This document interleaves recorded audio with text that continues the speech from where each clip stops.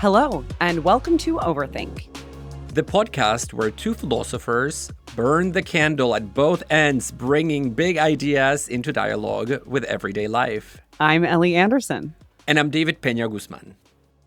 There's a very popular self-test for burnout known as the Maslach Burnout Inventory. It comes from Christina Maslach, who popularized the term burnout, and it's based on her research with mental health workers and other helping professionals in the 1970s. The full Maslach burnout self-test is something that you have to purchase, but I found a bootleg pseudo version online. So I'm going to read you a few of these things, David, and you tell me how they resonate with you. Oh, are you going to test me live on Overthink? So I'm not going to test you live because there's too many questions, but there's a few sections. Okay. So let's do a mini test. We'll do a mini test. Yeah. We'll do a mini bootleg test. Okay. Spoiler alert, I'm at the end of my rope. Well, so also, I mean, a key part of it is how frequently you feel this. So that already tells you a bit about what we're testing here, right? It's going to have to do with the frequency, right? Because the total will count up your score, and every day receives a score of 6 and never receives a score of 0. So burnout has to do more with the pervasiveness of the experiences that it's testing rather than with the sheer presence of them, right? So number 1, I feel emotionally drained by my work. Okay, I would say... How frequently? Like once per month. Okay, so you got a score of 2 for that one. Working with people all day long requires a great deal of effort. That's tricky because as an academic, I don't work with groups of people that often, except in the classroom. So no, I would say very rarely. Okay. Some of these, do have to do with different kinds of jobs than the ones that we have. Here's an interesting one. I feel I deal with my team/colleagues impersonally as if they are objects. Oh gosh, no, I do not feel that. Okay. My colleagues, I think, are real people. So that's a never. Wow, yeah, are that's a no. You saintly? Okay. I feel like my work is breaking me down. I feel that also roughly like once a month, once every 2 months. Okay, so you get another 2? Yeah, breaking down is a strong term, though, so maybe less frequently than that. Once per semester, I would say. Okay. In my work, I handle emotional problems very calmly. Yes. This interesting to me because it seems like the higher you score, if you deal with emotional problems very calmly every day, then you score really high. But if you never deal with emotional problems calmly, you score 0. Okay. That is weird also because it means that if you like explode all the time, you're not experiencing burnout. Yeah, I know. But I guess like the point would be, okay, so this is in the category of depersonalization. So I'm going to skip ahead. So David, based on the test so far, the results are inconclusive because we only gave you a few things. Doesn't seem like you're really having much burnout. But there are 3 categories here, or 3 sections. The first is burnout. Okay, cool. The self-test for burnout includes a burnout section. And that defines burnout as depressive anxiety syndrome, which testifies to fatigue at the very idea of work. So you have fatigue when you even think about your work, let alone like when you actually work.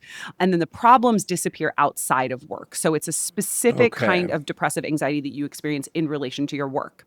Section B, that was the one where this like emotional calmness question came out. And that makes sense when you realize that section B is depersonalization or loss of empathy. So dehumanization is one feature of this. That's like you treat your colleagues as objects and you have like sort of a weird calmness when it comes to intense emotional things. Like you're just detached. And then section C is personal achievement. I actually didn't ask you any questions from personal achievement, but one of them, hey, why not do that now?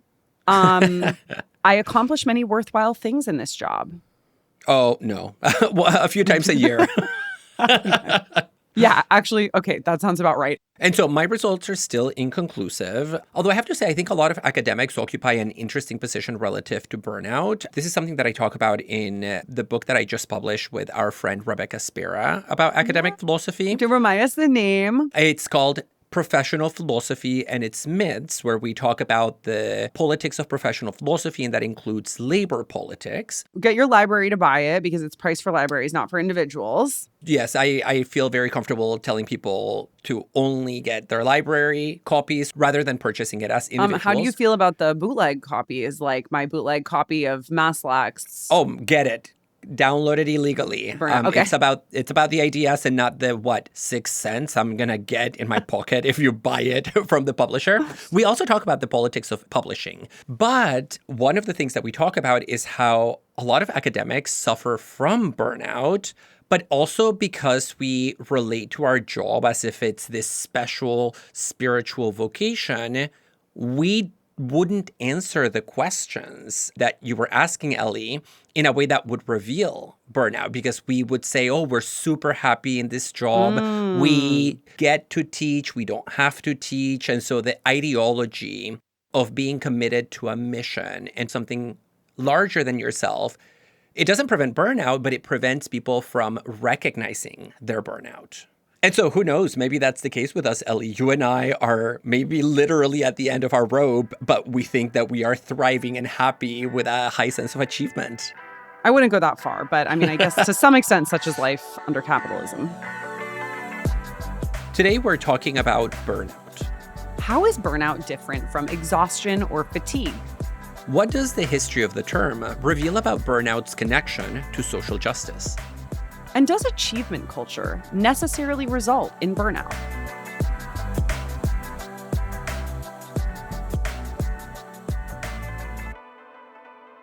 Nowadays, we think of burnout as a particular form of fatigue associated with capitalist productivity culture. What is unique about this modern psychiatric or psychological, depending on how you read it, ailment is that it is specific to work, as opposed to being fatigue or exhaustion or depression more generally. In fact, the World Health Organization defines burnout as a syndrome that results from workplace stress and notes specifically that it does not apply to other forms of fatigue or other forms of exhaustion. So you can't be burnt out because you are having relationship troubles, or even because your housing situation is stressful to you, right? Or family or anything else. Your hobbies are not a source of burnout. Yeah, and we saw that the Maslach inventory defined it as depressive anxiety, but it's one that you feel specifically in relation to work, either when you're at work or when you're thinking about work. And that's really what actually distinguishes it from depression, because depression is this more generalized mood disorder.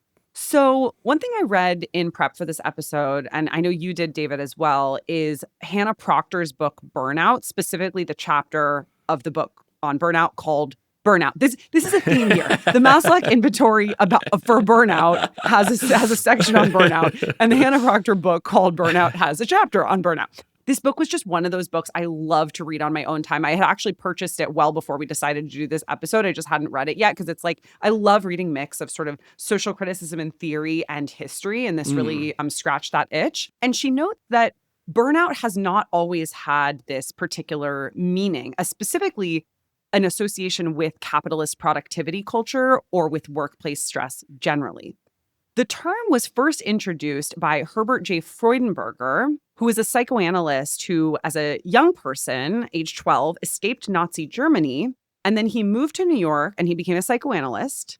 He worked in private practice with wealthy clients in Manhattan. But then in the evenings, he would go downtown and volunteer at a free clinic. And this experience working at a free clinic led to what he then came to term burnout. And he discovered that he needed to take time off as a result.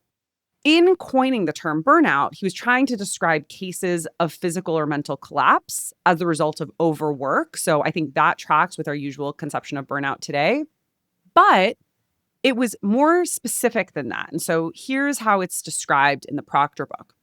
Burnout is explicitly addressed to the phenomenon of fatigue and encroaching cynicism among people who devoted their spare time to projects that sought to transform society. So it's not just workplace stress generally, it's specifically workplace stress and a sense of cynicism among those who were trying to achieve social justice aims. So it involves a mismatch between the values that you hold specifically values of the transformation of society into like a more just place to live, and the work that you're actually engaged in. And one thing I found really interesting is that Freudenberger, in coining this term, borrowed it from hippie drug users, which were some of the people that he was seeing in this free clinic where he was working downtown. And it captured the sense of guilt and disappointment that he had with respect to being part of a project with broader social justice aims. Oh, I didn't know that the term was originally taken from hippies doing drugs, but I really like that idea. I mean, I would have to know more about how that term is used in that cultural context. You like the idea of hippies doing drugs? Of them being the origin of conceptual innovation in psychology, psychiatry, and the mind sciences. Yes. But one thing that I take to be absolutely essential from what you said about how Proctor describes burnout based on her reading of Freudenberger is the reference to cynicism. The fact that it's this very weird condition that culminates in something that I don't know really of many other conditions that culminate in cynicism, where you just look at the world sort of with squinty eyes. And I think that actually speaks to the social nature of the problem, that there's something about burnout that we know is not about us. It's about our working conditions. And I think that explains why we become cynical about our very work. Yeah, it's like, it's not, I feel, not up to the task. It involves a recognition that the conditions are not enabling me to actually achieve what I want to achieve. Yeah, and if you think about what cynicism is, it's a disposition characterized by distrust of other people and also associated with pessimism, right? The idea that things are not going to be better, not because of me, but because of the motives and actions of other people. So cynicism does have a critical edge to it where it reveals a problem in the social field. Yeah. And even though you mentioned earlier that you have thoughts on like academia and burnout, I think it's really important to foreground the fact that burnout is first and foremost associated with the medical profession and with what are known as the helping profession. So it was originally coined, to designate the work of psychiatrists, doctors, social workers. And I had a couple of perspectives that I wanted to bring in here from talking to loved ones who work in those professions. One is my sister, who is a therapist. And before she did her master's in social work, which is her background, she worked at a home for victims of sex trafficking, teen victims of sex trafficking in LA. And I think a lot of us, she was fresh out of college, really young. And a lot of us were like, wow, this is such like an amazing kind of work to be doing. And also like, how are you doing mental health wise? Because this seems like something that could really lead to burnout. And indeed, that's precisely what happened, but it was for very different reasons than those of us on the outside would have thought. We thought my sister was going to get burned out because she was working with people who had had such adverse life experiences, people who had so much trauma that it was just very challenging to be confronted with that on a day-to-day basis. Instead, what she found is she was like, hey, it wasn't working with the girls that led to burnout. Rather, it was the bureaucratic aspects of the job that were really hard for her, because what she saw from the inside was that this space that was meant to be just like so directly helping people had all kinds of internal problems with it that were preventing the employees from actually being able to be effective in the way that they wanted to be. And there was so much about like the donations and kind of ties to donors that they had to deal with, ineffective management. And it was really that led to the burnout. So that's one story of burnout. I want to share one from a doctor too, but if you want to respond to that, David. Well, yeah, I do want to respond because it seems like this is a good opportunity for us to disassociate two terms that maybe can get confused. One of them is burnout, and I think you're right to associate that with maybe the administrative, bureaucratic dimensions of work, to all those pressures that are tied to our advancement in our career, to how we're evaluated, to how we are treated on a day-to-day basis, rather than the nature of the work itself. And so it allows us to differentiate burnout from what I also think would be a risk in the case of this line of work, which is compassion fatigue or empathy fatigue, where sometimes in some helping professions, you experience compassion and empathy for others so much that at some point you run out of empathy to give. And I think in those cases, that can be tied to the population itself that you work with, but it's a good way of differentiating the two, where burnout is not a problem due to the people that you're trying to help, but rather to the structural conditions that limit you and prevent you from feeling as if you're actually meeting the goals, the ideal goals that you've set for yourself in pursuing this line of work. Yes. And I'm so glad that you bring this up, David. I think this is really important to distinguish burnout from compassion fatigue or empathy fatigue, because that not only coheres with the origins of the term burnout, but it also reflects what I was hearing not only from my sister, but from other friends as well. And in particular, it's like practically like you set me up for my second story. So thanks for accidentally doing that. I talked to my friend Michelle, who is an emergency room doctor, and what she told me, she texted me this like amazing stuff because I asked her about burnout, in her workplace. But she said that her main frustration is people who overuse the term burnout, especially in medical contexts. Because she said that like there was even some article, she couldn't find it, but there was some article somewhere where people were saying that the cats are burnt out. And she was just like, this word has become meaningless because we're using it as a catch-all term that doesn't have any specificity. When we divorce the term burnout from its origins and just use it as that like sexy catch-all term, the potential solutions to it become clouded. So she said in particular, she's frustrated by like the idea that a wellness happy hour is a solution to burnout. And when the wellness happy hour doesn't work, people are like, oh, there's no solution to burnout. But she says, no, the actual solution is to address the root cause of being powerless in a system that prioritizes profit over patience in the first place. And so it's not about like social time with puppies. It's about genuinely overhauling the very system. Well, and, I talked also about this, just like you talked to your sister. I talked to my partner who is an MD. Yeah. And he said, the really weird thing about burnout is that we don't treat any other condition like it. And he gave the following analogy, which you will appreciate, Ellie, since this, I think it was inspired by your run-in with an eye infection in a pool in the south of France. Yeah. I feel like we've talked about this multiple times. Eye infections had a lot of run on the podcast, huh? Yes, but he used the analogy without mentioning you. And he said, imagine that we took somebody who had an eye infection from going in a pool. We took them out, gave them time off, and then waited for their eye to get better and then tossed them back in the same pool. Yes. That's what we do with workers who experience burnout. We assume that giving them some kind of distance from their working conditions for a limited period of time is going to solve the problem because we medicalize it, we individualize it, and we psychologize it rather than recognizing it as a property of the water in which they're asked to swim, which the workplace. And so this also coheres with that. In all the research that I did, I kept seeing that Freudenberger is the origin of this term from this 1974 article. And so after reading that in like 4 or 5 articles, I was like, I've had enough. I need to go and read the actual text directly. So I went to read the original article from 1974, which appeared in the Journal of Social Issues. And what I wanted to see was how Freudenberger's understanding of this concept at that time fits or doesn't fit with our modern understanding of it now. And I think his account is quite prescient in its description of the phenomenon. For starters, he recognizes that burnout is disappointment with work specifically. So it's not as if in the beginning he just described it as like a general condition that we later realized is specific to work.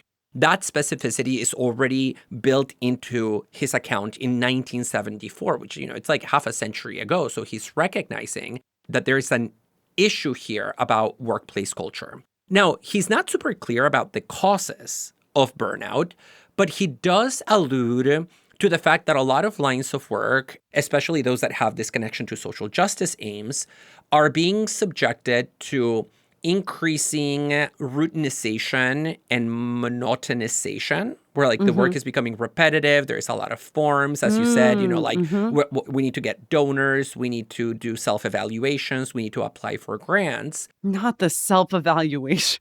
In that original article, he also says something quite interesting, which is that we are more prone to burnout when our sense of self-worth is tied up too much with our line of work. And he differentiates between people who have a mature relationship to work, where it's like, hey, this is my job. I want to do it well, but then I separate myself from work. My work doesn't consume me, and it certainly does not define me. And on the other hand, people who maybe because of their political commitments do everything they can in their work to be liked by others, to not alienate anybody. And so they see their work as an extension of their personality. And the people who do that, he says, are way more likely to experience burnout because they will feel much more intensely that split or gap between idealism and reality. And I think that is where we get this idea that we need to have better work boundaries, which is very often touted as a solution to burnout. And I think obviously that does have value. I personally think it's really important to detach from work in my off hours. And I really make a lot of effort to do that. And so I'm definitely not against boundaries, but I think also a lot of people have come to be a bit critical of the language, the kind of therapizing language of boundaries, especially because it's an individual solution to a social and political problem, which takes us back to what my friend Michelle said. One of the things that Proctor highlights is that over the course of Freudenberger's own career, especially once Christina Maslach popularizes the term, it does come to have a more general meaning. And Proctor states that burnout shifts its meaning from a symptom experienced by people struggling to change society to one experienced by people trying too hard to succeed within it. Even though Maslach's research was also on mental health workers and other helping professionals, she framed the solution to burnout a bit more in terms of like that boundary stuff. But Maslach presents burnout as something to be guarded against through guarding against emotionally demanding clients. And Proctor worries that this emphasizes the importance of expertise and a sort of hierarchical relationship between patient and healthcare worker. And so the idea is that like, oh, they just need to sort of exert their boundaries more. And even though that's still happening within the context of healthcare professionals, then it really gets broadened out even further as like, you have burnout because you're too convinced by hustle culture, the grind set culture, and you need to set more boundaries. You need to like take a 2-week vacation, not answer emails after work, and so on. Well, and that also implicitly posits the client, especially the difficult client, as the source of your burnout, which then makes you look to the clients as the source of your problems. Exactly. Rather than seeing you and the clients as both victims of a larger system of capitalist exploitation that reduces both of your egos. Now, the Maslach work, I think, is really interesting because, you know, we mentioned this already, but she's the one that conceptualizes burnout along these 3 axes of the test that you used on me at the beginning: exhaustion, depersonalization, and personal achievement. And I read an article that pointed out something that I hadn't thought about before, which is that those 3 axes should be understood sequentially. So it's not just like 3 variables that are floating around in the space of burnout, but rather they're phases that we move through on our way to burnout. So first, you're in a toxic work environment, you're feeling depleted and overworked, and you get the sense that it's not going to change anytime soon. That's emotional exhaustion or burnout. Then, as a way of protecting yourself against this hostile work environment, you start disconnecting from other people and from work, colleagues and clients alike, and you start becoming cynical. That's a coping mechanism. So that's where you get the depersonalization. That's where you get the sarcasm, even the aggression, the resistance to change. And then finally, you get crushed by the feeling that because you haven't quit your job, because you're in there, but because you're completely disconnected, you are insufficient and you aren't achieving anything in your line of work. And I think that sequential interpretation of these variables gives it a better narrative arc, because at the very least in my case, it allowed me to visualize the average worker's path to burnout.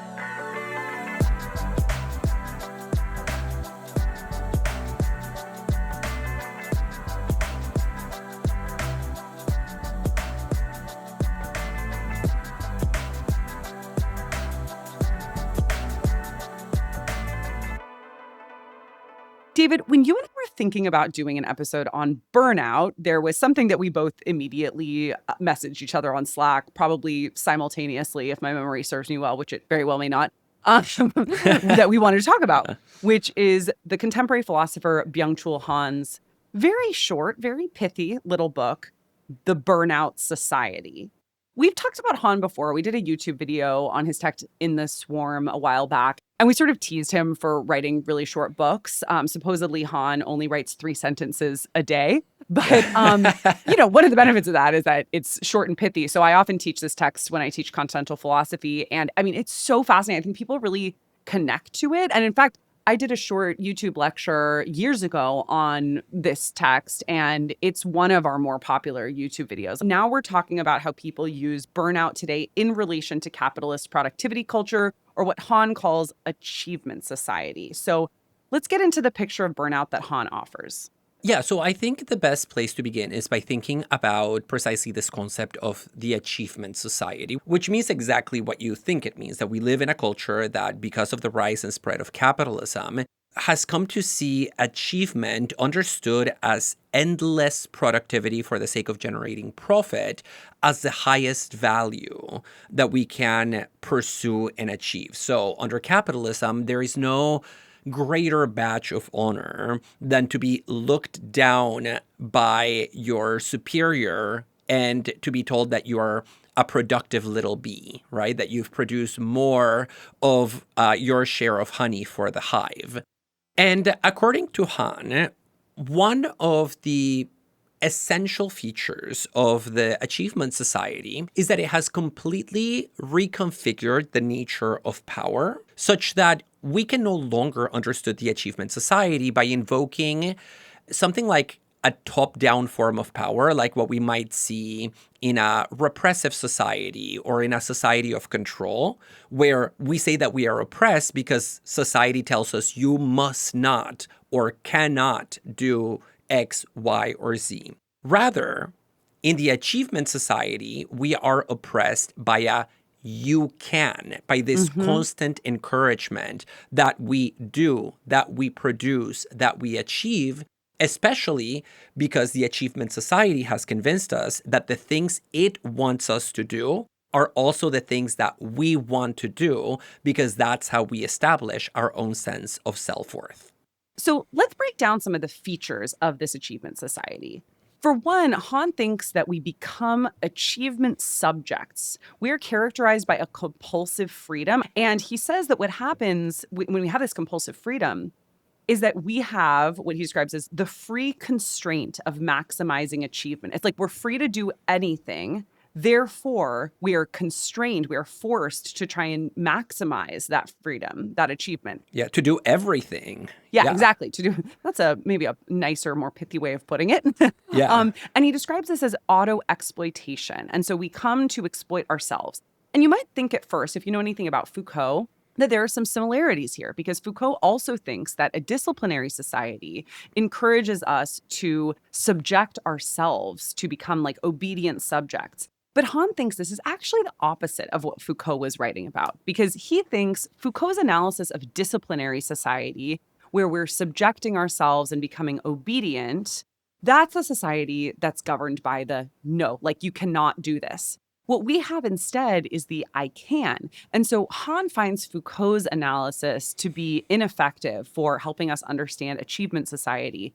Foucault was describing an excess of negativity on his view, whereas Han thinks that achievement society involves an excess of positivity. And the way he thinks about this excess of positivity is by invoking the concept of immunology. Basically, he says, in the past, we have understood all of our psychological ailments on the model of immunology, where there is a logic of foreignness that explains whatever it is that we're suffering from, right? Something external to you is the source of the problem. Maybe it's a virus if we're talking about literal immunology, but maybe it's something external like the state or the man or other people that are the source of a particular ailment. But in the burnout society, we live in a post-immunological world in the sense that what is oppressing us is simply an excess of positivity, such as overproduction, overachievement, overcommunication. And of course, production, achievement, communication are good things, right? In many ways, they are the very things that make us humans and, according to some accounts, even differentiate us from other animals. But it's almost as if we've put those things that are natural and perfectly reasonable on overdrive. And now we don't just produce, achieve, or communicate. We feel this compulsion to overproduce, overachieve, and over communicate. And that, I think that really crystallized this tension between the emphasis on negativity that you get out of Foucault, but also Deleuze with his notion of societies of control, and the critical emphasis on this excess of positivity that we get from Han.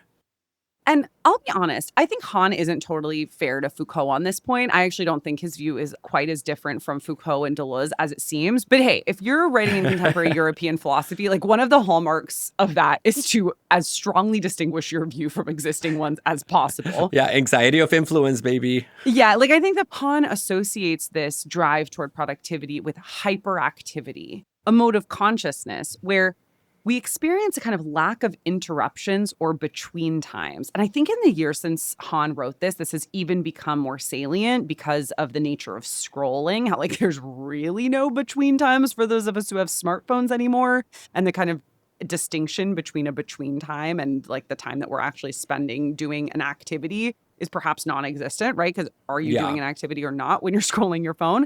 But yeah, his analysis of hyperactivity suggests that we're so oriented towards like doing something at all times without interruption that we paradoxically become really passive. Yes, I really like that, and I found it quite compelling because he notes that the pressure to achieve ultimately changes our experience of time and the distribution of subjective attention. And in a world where you're always multitasking, where you always have multiple balls in the air and you're doing everything you can, not only to not let them fall, but to still add more balls to your juggling act, what you end up with is an experience of infinitely divided attention and therefore no time left over to really dedicate to anything with a sense of focus. There is a chapter in the book, chapter 3, called Profound Boredom, where he says, we don't have time to be bored because now we're trying to fill every cranny and every nook of our routine with productive activity by multitasking. And when you multitask, you might think that you're doing something that really highlights your intelligence and your ability to cope with complexity. But in fact, what you are doing is you are regressing to a more fundamental non-human animality because the multitasking state is the state of the wild animal who is just like looking anxiously in every direction, facing many threats to its survival, and is unable to pause, to contemplate, and to think about something in an immersive manner. Yeah, but I think at the same time, even as he thinks this is kind of like reducing us to wild animals, there's also this way that this inability to be bored because we are so constantly doing things actually is the most boring thing of all. And he describes us not only as hyperactive, but also as hyperattentive. And he says that hyperattention is this broad but really flat mode of awareness, as opposed to the contemplative immersion that you were just alluding to. And I think I certainly experience that quite a bit. Sometimes I'll pick up my phone and I'm just like not really sure, like what am I doing here? Or I'll vaguely remember I wanted something. Or I've been looking into a bunch of decor lately because, you know, I'm in the midst of moving. And I feel like I'm always looking to scratch some itch for like, oh, exactly the decor that I want. And so I'm just like looking, I'm Googling more and more things, looking up more things on Reddit and Instagram, and it's never quite hitting. And I think the reason it's never quite hitting is because I'm not going to actually get like the true inspiration that I want from looking at a phone at all. Yeah, and I mean, we've been focusing on our analysis of burnout, but I think what you're describing, this sense of divided attention, of hyperactivity, that even though it's hyperactive, it's also extremely passive and regressive. It's important to note that in this book, Han is talking about modern ailments like burnout, but not only burnout. He also talks about depression as fitting this general pattern in some cases, and in the case of attention, specifically ADHD. And so he sees these three conditions as kind of similar and similarly symptomatic of a larger problem associated with capitalism. And to go back to the point that we made about freedom in the past, so much of this really hinges on our delusion that we do all these things because we personally want to, because they make us happy. And Han points out that this just misunderstands the nature of freedom. The absence of external domination does not equal the presence of personal freedom. And that's because freedom, and I mean, he's following Marx and Hegel here, is a dialectic. Freedom is this dialectical movement between liberation and constraint. You need the two, and the movement back and forth between them is what gives you the subjective experience of freedom. And that's what we cannot get in a world where we're distracted and, turning from one thing to another, never actually committing to any one course of action. Yeah, and a lot of these themes are reminiscent of things that we love to thematize on Overthink. But I guess I'm curious, David, if we're bringing it back to burnout, I think we understand that language changes, and just because the way that somebody uses a term is different from how it was originally meant when it was coined, that doesn't mean that it's like an invalid use of the term. In fact, we even saw that Freudenberger's idea of burnout develops over time. But I guess I'm curious what you think based on what we've said so far. Is Han really describing burnout? I think he is describing burnout as an expression of a larger problem in capitalism that is also revealed by these other conditions like modern day depression, modern day ADHD. But also it's important to note that he begins from the observation, this is the opening of the book, that each historical period has its own mental ailments. And so there is something deeply historical and historicist about the categories that we use for thinking about the mind and especially mental suffering, such that it's not as if we will ever have a definitive account of what causes us to suffer psychically. And so it always has to be updated because society itself changes. And so this idea that we have to stick to an original term doesn't make sense in a world where you recognize that the very categories, not just the terms, but the conceptual categories for understanding what people suffer from change in a very radical manner over time. Okay, but so that gives us a sense of why he thinks burnout might be a new phenomenon, but it doesn't actually define burnout for us. And so I mentioned you before the start of the episode, but our listeners know I'm in the midst of moving. So I mentioned you before the episode, David, that I accidentally packed my burnout book. So I'm working off of my lecture notes on it here. I actually don't have the book in front of me with my annotation.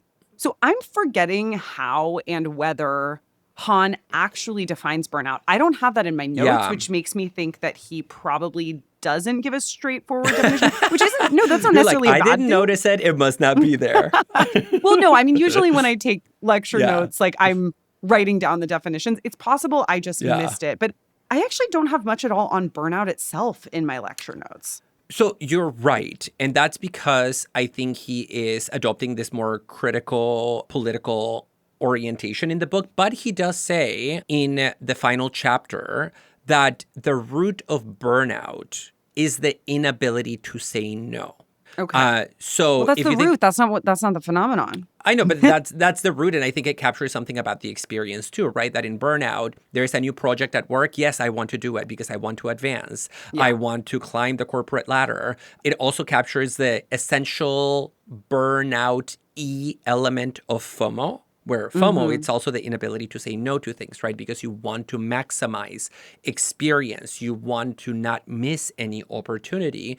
And it also brings into focus the difference, which I do kind of agree with, between the being told no by others that maybe is characteristic of disciplinary societies and societies of control, and the inability to oneself say no to the things that oneself thinks oneself wants. And that I do think that does capture something fundamental about burnout. Okay. And all of that indicates to me that Han is pretty much the apotheosis of this current way that we usually describe burnout which really has its origin in Christina Maslach and sort of a later Freudenberger. And so just to recall the way that Proctor had put it, I mentioned this earlier, is that burnout shifts meaning, goes from, being the symptom experienced by people struggling to change society to this new thing, which is something experienced by people trying too hard to succeed within it. That is exactly the view of burnout that we get in Han. Overthink is a self-supporting, independent podcast that relies on your generosity. By joining our Patreon, you can gain access to our online community, extended episodes, and monthly Zooms. If you'd prefer to make a one-time, tax-deductible donation, you can learn more at our website, overthinkpodcast.com. Your support helps cover key production costs and allows us to pay our student assistants a fair wage.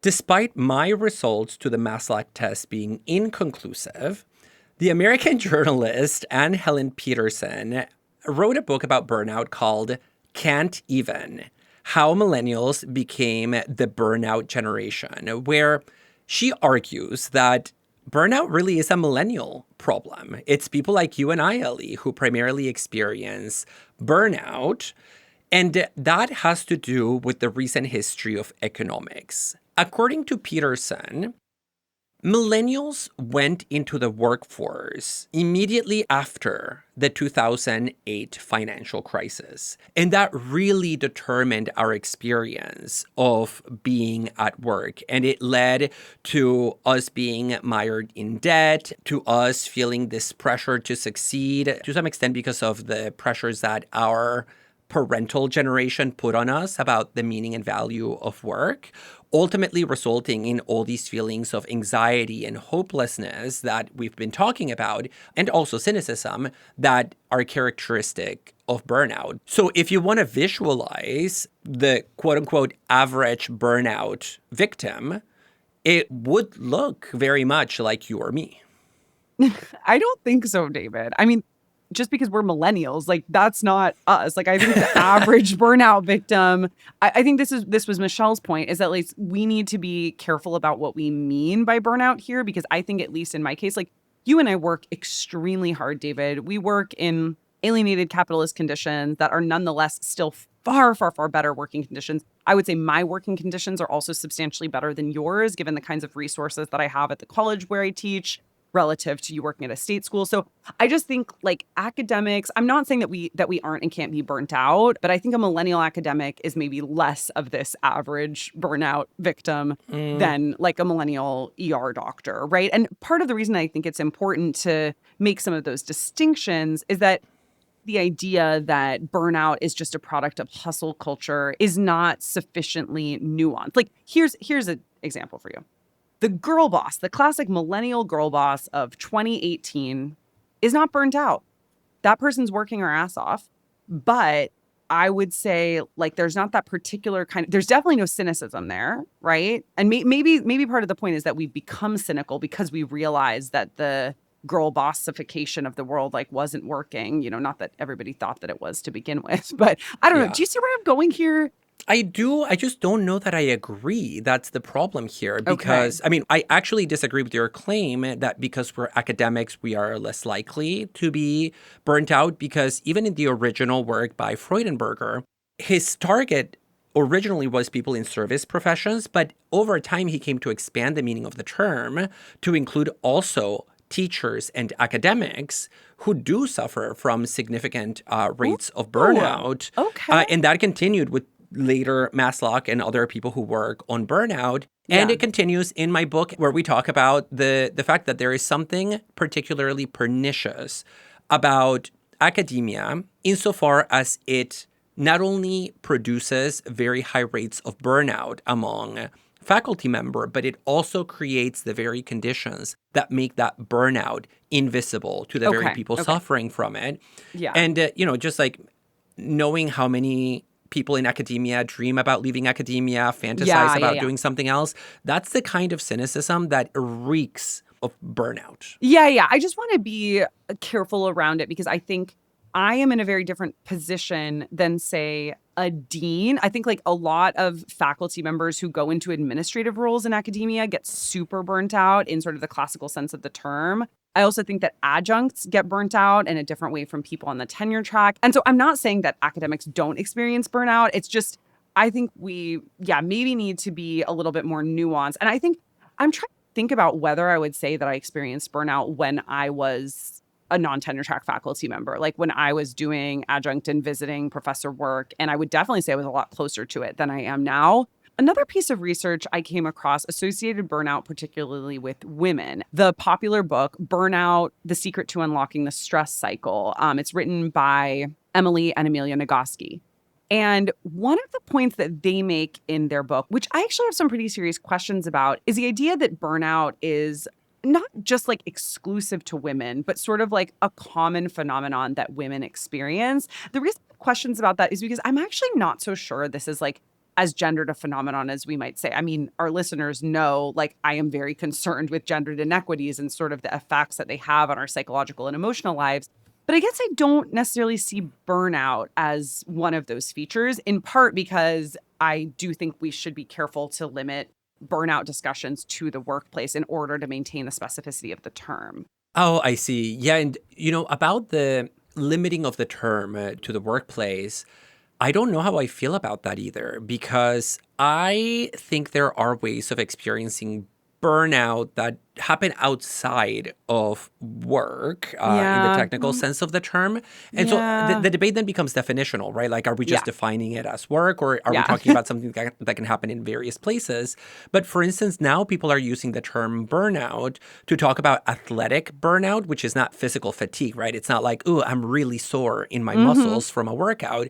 It's people who feel a pressure because of our health and wellness culture to constantly go to the gym to have a perfect body, and who at some point become cynical about that very project and lose the will to go to the gym, but then feel bad about not going to the gym, not working out, not exercising. And so structurally, it's very similar. So I want to use it potentially for that case. Yeah, actually, David, maybe you're convincing me slightly otherwise, because I do think it's fair to say that because of our culture's focus on body image and expectation of certain like thinness and or muscular norms for different people of different bodies and genders, that is a kind of work. The question is, what is work? Yeah, exactly. And I do think like a lot of the emotional and hermeneutic labor that women do in relationships with men is work too. So maybe, I think it's probably not going to hold my like obsession with holding it to the workplace context, because I think the workplace context is a bit in question in the society. And that's part of what Han's work gets at in a really interesting way. I think the way that I would articulate my worry about the Nagoski point is that they claim that patriarchy causes burnout. And maybe that's just where I'm like, no, I mean, in as much as patriarchy and capitalism are intertwined systems, okay. But I also think like really we shouldn't lose sight of the fact that capitalism is the culprit of burnout. And like, even if it's working in sort of complementary ways with patriarchy, I don't think it's quite right to say that patriarchy causes burnout. Well, no, and I think you're right to note that maybe part of the issue here is the boundaries of the concept of work. Because if we start having discussions about, well, what counts as work in terms of like domestic labor, reproductive labor, this other kind of work, like working out. Another example takes us back to the origin point again, the 1974 article by Freudenberger, which is activism. So he was working in these free clinics, thinking about healthcare professionals who were technically working, but also volunteering. So it's kind of like somewhere between work and not work. Obviously, it's effortful activity, but they were doing it without getting paid. Yeah, dang, good point. Good point. And so I want to I'm so ashamed of myself 7 minutes ago. No, it's all good. But I'm also thinking about the way in which activists can get burnt out by the work they do in their free time. And I here want to consider following the Proctor book, because Proctor talks about this quite a bit, the many ways in which revolutionary movements create the conditions for burnout by, for example, encouraging the effacement of the individuals in the movement, right? Like if you want to be a good activist, it can't be about you. You have to give up your personal dreams and ambitions.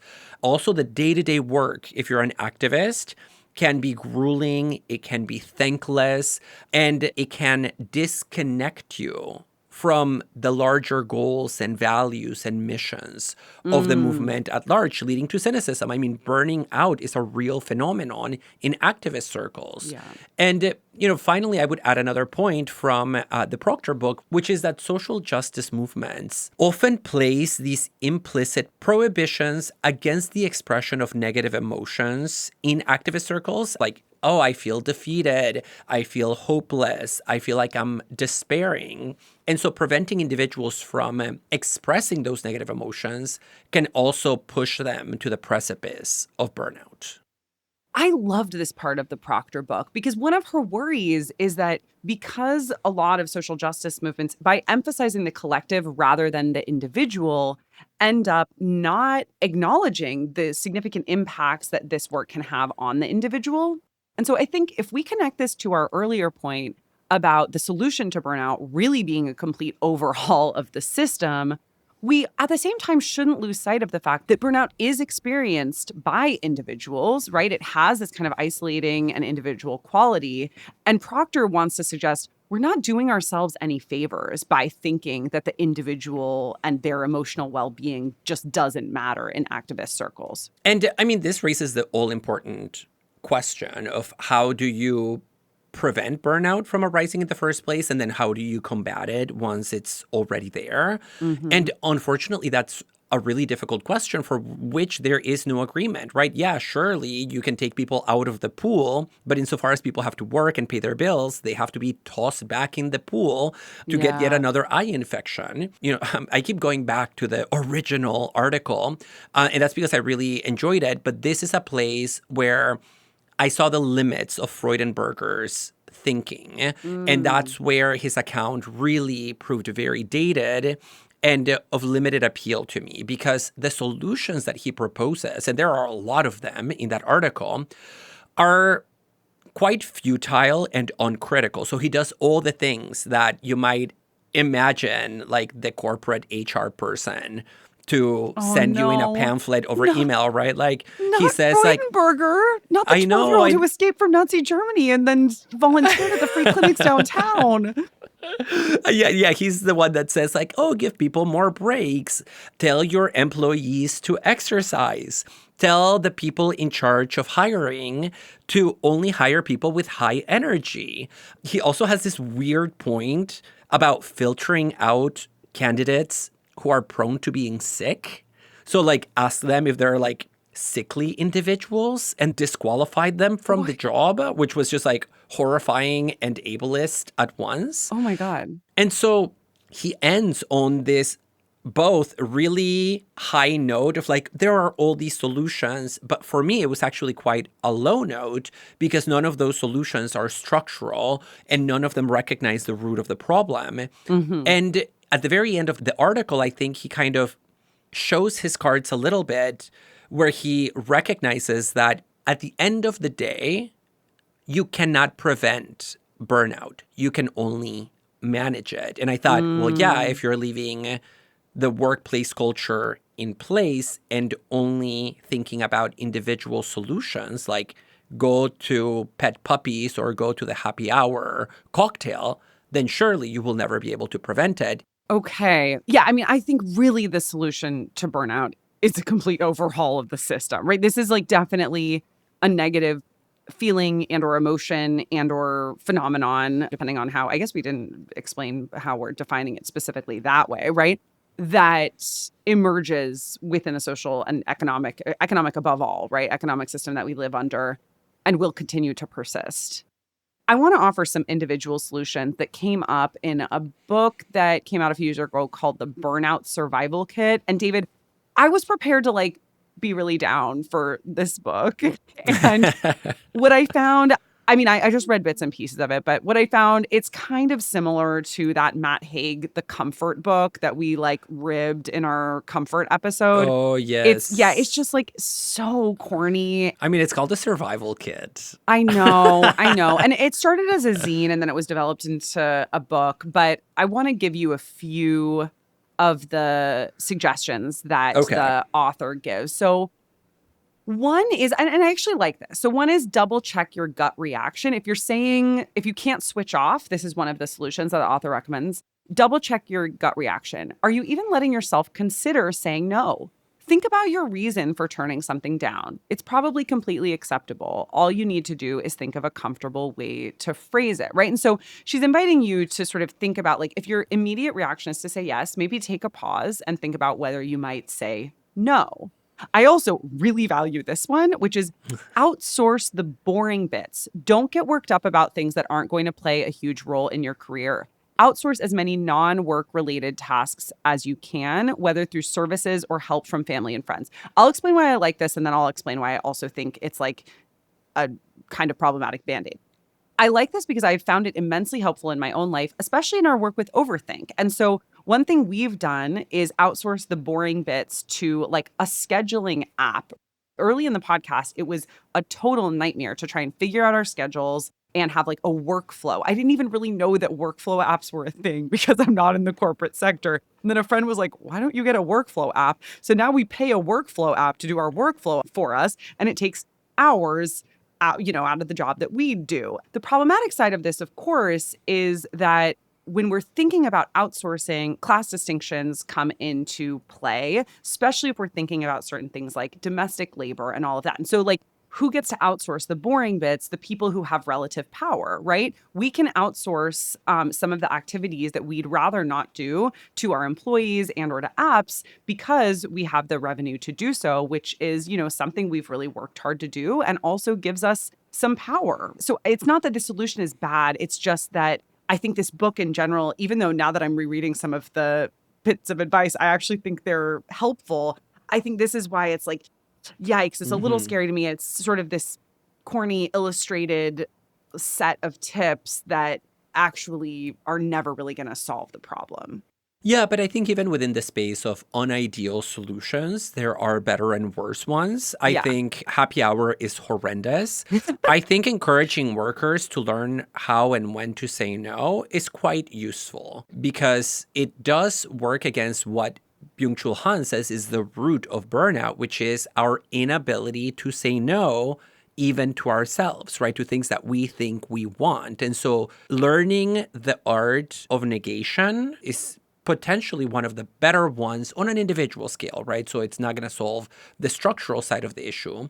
And the outsourcing, I mean, I like automating things that can be automated, like the scheduling in our case. But when we're talking about outsourcing from one individual to another, it raises deeper questions, right? About who's doing the work that others want outsourced and who can't outsource the work that they're stuck with. But in general, I think any maybe mid-level solution to the problem must include things like moving away from routinized, monotonous forms of work to the extent that that's possible, and also resisting the increasing bureaucratization of labor. And that is something that is much more feasible and that can be done within the scope of an institution, a corporation, a company. Well, and that's actually already what's happened with transcriptions. Like my partner used to do transcriptions there weren't podcasts back when we were in college. I forget what he was doing them for, but he would have to write transcripts by hand based on hearing audio.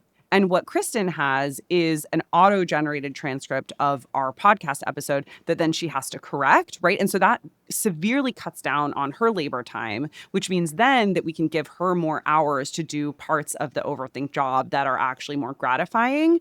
And so I think that speaks to what you're talking about too. Like, I wouldn't be sad if the transcripts got good enough that she didn't need to do those at all. And then we could just, allot her other hours for some of the more rewarding aspects of the job, even though there are then concerns about, well, who owns the transcripts and, that type of thing. So I don't know.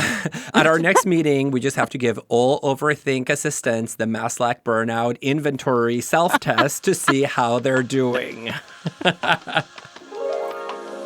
We hope you enjoyed today's episode. Please consider joining our Overthink community on Patreon for bonus content, Zoom meetings, and more. And thanks to those of you who already do. To connect with us, find episode transcripts, and make one-time tax-deductible donations, please check out our website, overthinkpodcast.com. We also have a thriving YouTube channel, as well as TikTok, Instagram, and Twitter accounts at overthink_pod. We'd like to thank our audio editor, Aaron Morgan, our production assistants, Bayarma Bat-Erdeen and Kristen Taylor, and Samuel P.K. Smith for the original music. And to our listeners, thanks so much for overthinking with us.